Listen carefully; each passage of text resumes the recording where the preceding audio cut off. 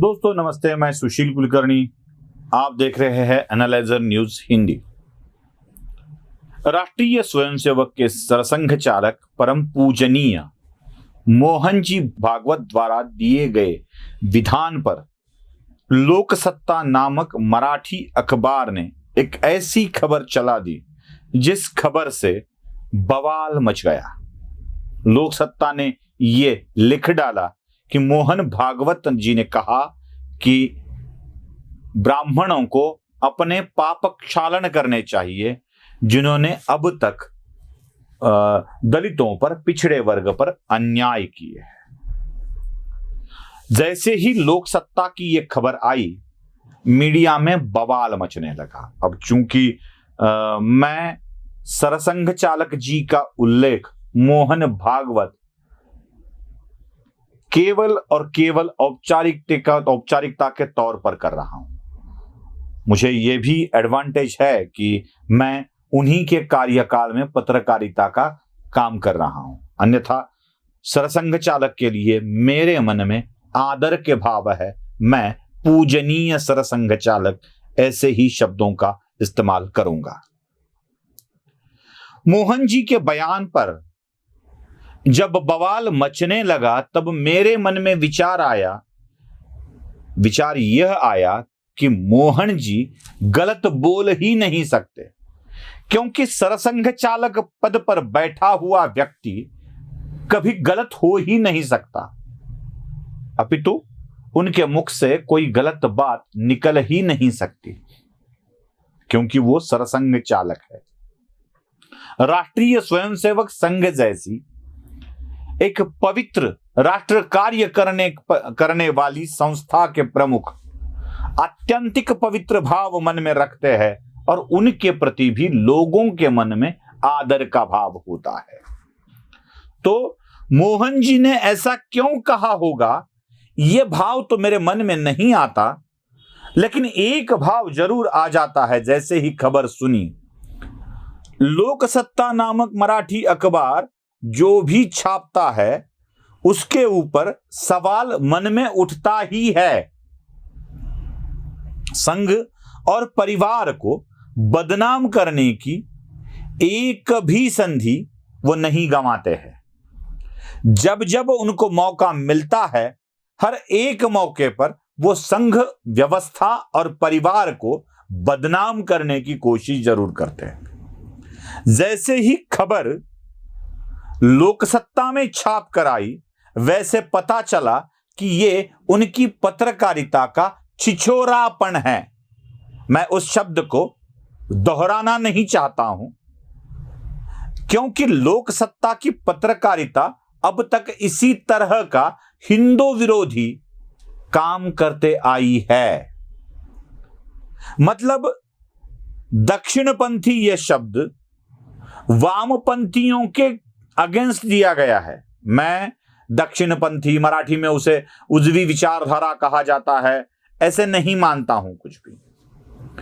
वामपंथी वाम हैं, इसीलिए उनके विरुद्ध वाले कुछ होने चाहिए। ऐसी विचारधारा रखने वाले लोग जो भी कुछ बातें करते हैं वो समाज में जहर फैलाने के लिए ही करते हैं। खबर लोकसत्ता ने छापी है, इसका मतलब है कि खबर गलत ही है।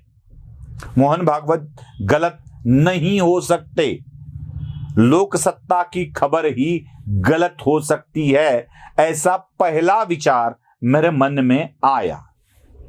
हम तो रविंद्रनाथ टैगोर जी की उस प्रार्थना को ही आगे बढ़ाते हैं, जब दुखों से भरी रात में आप मेरे सामने आए तो आपके विषय में मेरे मन में शंका उत्पन्न न हो, यही मेरी इच्छा है प्रभु। ऐसे रविंद्रनाथ अपनी प्रार्थना में भगवान से बोलते हैं। वैसे ही हर वक्त एक स्वयंसेवक के मन में यही भाव होता है कि कभी भी वो सरसंघ चालक के प्रति संदेह मन में नहीं रखता है। सरसंघ चालक के प्रति का संदेह तो था ही नहीं, लोकसत्ता के प्रति ही आक्षेप था।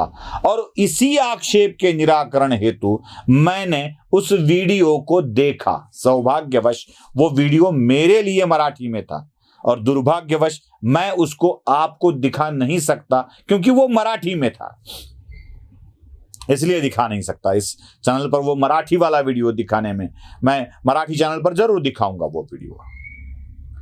अगर ये वीडियो हमने देखा तो उसमें पता चल जाता है कि वो वर्ण व्यवस्था की आड़ में चल रही सामाजिक विषमता पर प्रहार कर रहे हैं। कुछ पीढ़ियां पहले, 70-80 पीढ़ियों का उल्लेख वो करते हैं, कुछ पीढ़ियां पहले इस देश में वर्ण की समानता थी, और वो ये भी दावा करते हैं कि इस देश में अनेक संहिताओं का उदाहरण भी वो देते हैं, और ये दावा करते हैं कि इस देश में वर्ण व्यवस्था कर्म प्रधान थी। और उसके बाद वो कहते हैं कि सिर्फ कहने से काम नहीं चलेगा, कि कर्म के अनुसार ही वर्ण बनते थे, कर्म के अनुसार ही वर्णों में वर्णांतरण होता था, वर्ण बदले जाते थे, कोई ब्राह्मण क्षत्रिय हो जाता, कोई क्षत्रिय ब्राह्मण हो जाता, कोई शूद्र भी ब्राह्मण हो सकता था, ब्राह्मण का पुत्र ब्राह्मण ही हो ऐसे होने की कोई संभावना नहीं थी। ऐसा सिर्फ कहने से नहीं चलेगा। कुछ पीढ़ियां पहले जिन्होंने मतलब हम सब ने एक जाति का उल्लेख वो नहीं करते हैं, ब्राह्मण जाति का उल्लेख वो नहीं करते हैं। वो कहते हैं कि हम सब ने अगर इस व्यवस्था को ठीक नहीं किया है, किसी के प्रति उनको वही रखने दिया है, तो इसका पापक्षालन, इसको हम ठीक करने की जरूरत है। अब मैं पहले आपको ये बात बताता हूं, क्या इस देश में वर्ण के दो वर्णों के बीच में विवाह होते थे? तो हां, जरूर होते थे, और ये इसी पुराणों में, शास्त्रों में लिखा है। हम सबसे पहले महाभारत की बात करते हैं। महाभारत के काल में क्षत्रिय भीम और राक्षसी जाति में उत्पन्न हिडिंबा का विवाह हुआ था, चाहे उसे गांधर्व विवाह कहो या कुछ भी कहो, लेकिन भीम और हिडिंबा का विवाह हुआ था, और उनसे उत्पन्न पुत्र का नाम घटोत्कच था। मतलब आप जान सकते हैं, बर्बरी की कथा भी ऐसी है। भीम और हिडिंबा का विवाह हो सकता है। रामायण काल में अगर हम जाते हैं तो रावण की मां और पुलत्स्य ऋषि ब्राह्मण थे, और रावण की मां राक्षसी जाति की थी, तो इनमें भी विवाह हुआ था, और उनके पुत्र का नाम रावण, विभीषण, कुंभकर्ण और शूर्पणखा थे। मतलब वो भी अंतरवर्णीय विवाह का उदाहरण हुआ करते थे। महाभारत की काल के बात करें तो मैं तो भीम और हिडिंबा वाले विवाह कई पीढ़ियों के बाद की कर रहा हूं। महाभारत की कथा जहां से आरंभ होती है, महाराज शंतनु से, यह कथा का आरंभ वहीं से होता है। और महाराज शंतनु की दूसरी पत्नी, पहली पत्नी है गंगा। अब गंगा का वर्ण कौन सा है ये तो हम नहीं जानते भाई, जाति न पूछो साधु की, यही कहा गया है, न मूल करो तलवार का, यही हम जानते हैं। तो मां गंगा का वर्ण क्या है ये तो हम नहीं जानते, वो तो देवत्व वर्ण वाली है, इन बाकी सारे वर्णों से पृथक है वो मां गंगा। अगर गंगा इन चारों वर्णों से पृथक है और महाराज शंतनु अगर क्षत्रिय है, तो चारों वर्णों से पृथक गंगा और महाराज शंतनु का भी विवाह हुआ था। और उसके बाद महाराज शंतनु को विवाह करने की अभिलाषा हुई थी सत्यवती से। देखिए, मैं ये बात फिर से दोहरा रहा हूं, सत्यवती से, मत्स्यगंधा, मत्स्य कन्या सत्यवती से, जो एक मछुआरे की कन्या थी, शूद्र थी। क्षत्रिय और शूद्र का विवाह भी हुआ था, और उस विवाह से उत्पन्न पुत्रों को क्षत्रिय का दर्जा मिला था। क्या हम भूल सकते हैं इसको?